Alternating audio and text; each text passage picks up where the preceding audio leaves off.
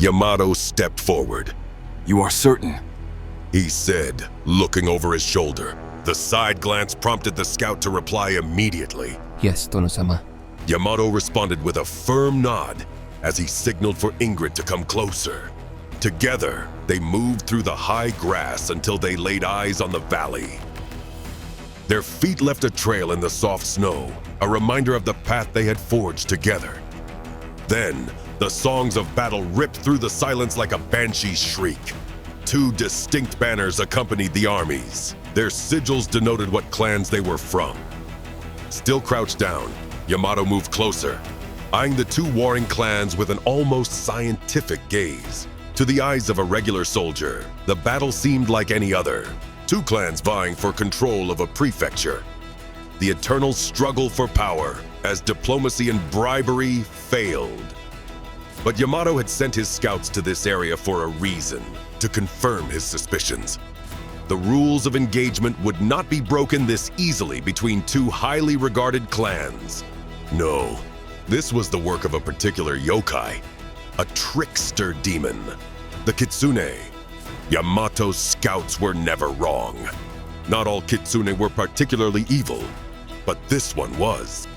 She was hell-bent on sowing confusion and deceiving those around her for her own amusement. Knowing that Ingrid had already once fallen victim to her antics, Yamato decided to remain quiet about it for now.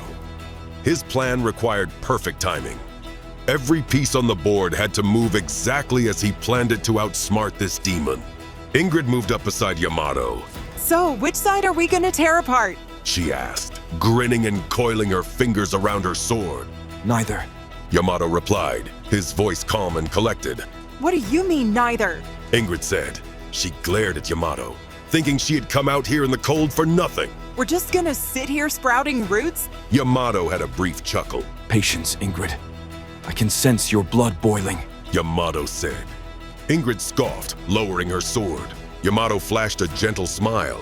Listen, this village is the center stage for a decisive battle. You will have your moment of glory. You have my word.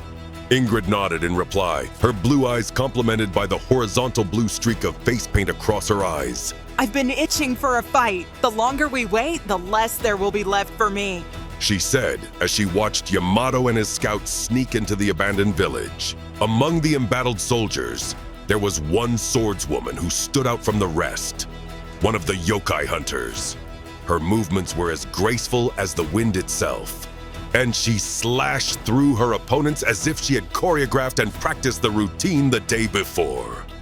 Yamato looked around and quickly noticed that the opposing army could not inflict any injuries on their opponents. Whenever a soldier got hit, they simply vanished like sand in the wind. It seemed that only this yokai hunter with her highly decorated fan was able to avoid incoming blows.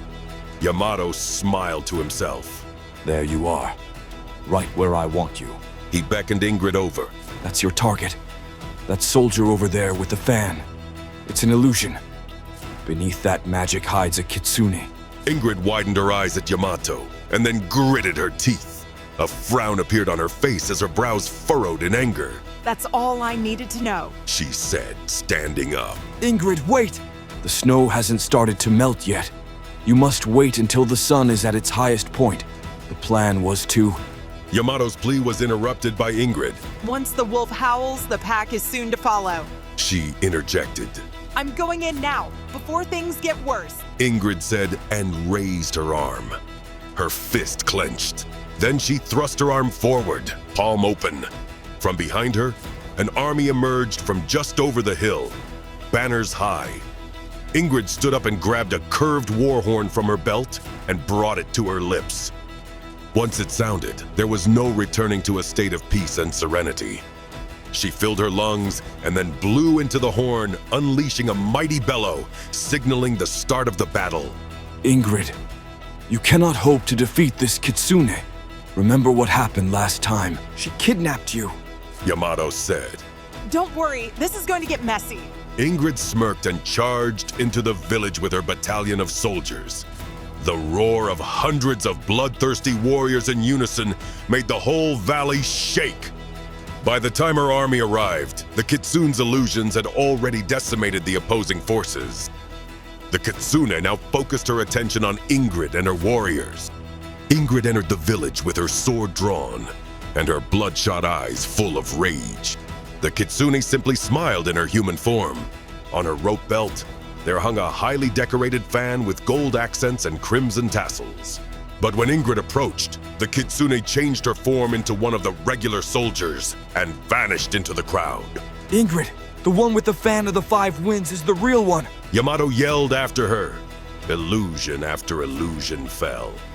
Every fake soldier that got struck would simply vanish into thin air. But as soon as they fell, they appeared again somewhere else. The Kitsune was one of them, somewhere, watching, waiting. There's too many of them. Ingrid shouted as she tried to carve her way through the illusions.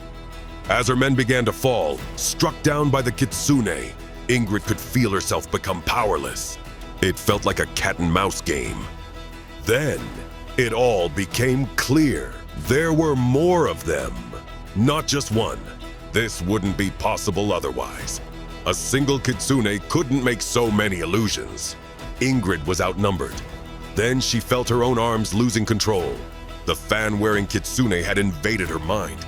Slowly, Ingrid's own arm began to move to her throat, the edge of her sword almost piercing her skin. Using all her strength to try and push her arm away, she whistled a specific high-pitched melody into the sky, hoping the tune would carry itself to a helpful ally nearby. A squawk in the distance made everyone in the vicinity look up.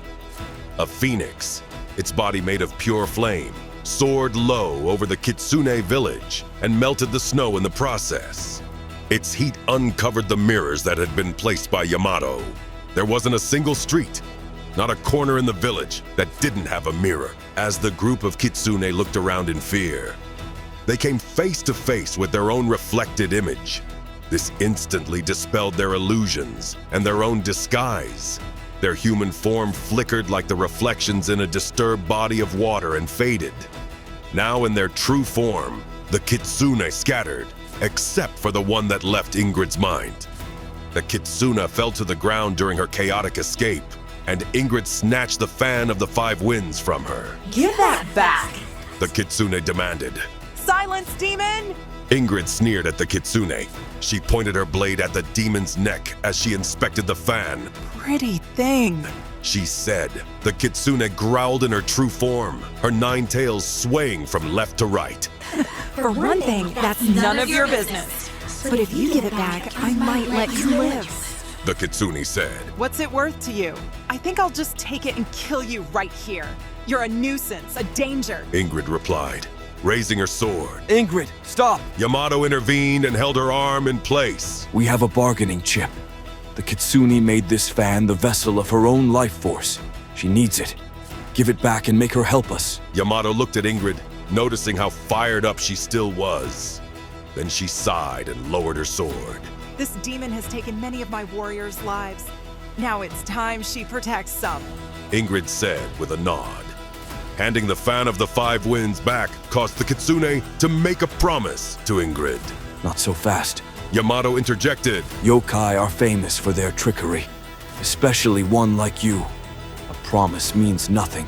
He continued, holding out a parchment with a detailed contract, the lettering of which glowed softly with a magical hue. This states that you will serve us in a moment of need. When we call on you and your friends here, there will be no questions, no complaints. Yamato handed the Kitsune a quill. The yokai grumbled and scribbled the sign for approval.